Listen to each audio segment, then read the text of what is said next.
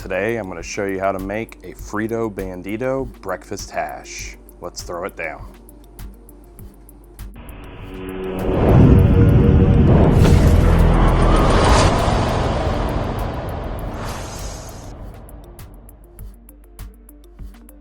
Air fry some tater tots.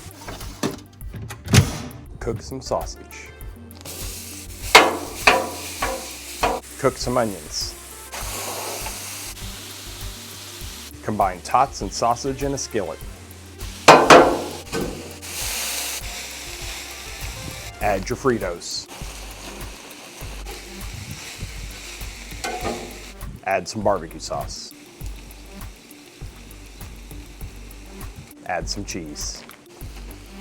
Add some eggs.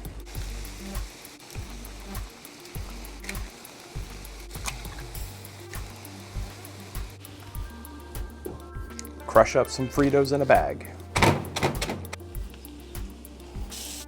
Add more barbecue.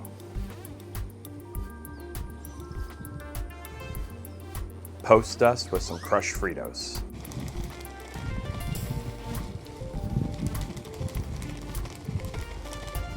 Sprinkle a little more cheese. Garnish with jalapeno and chives.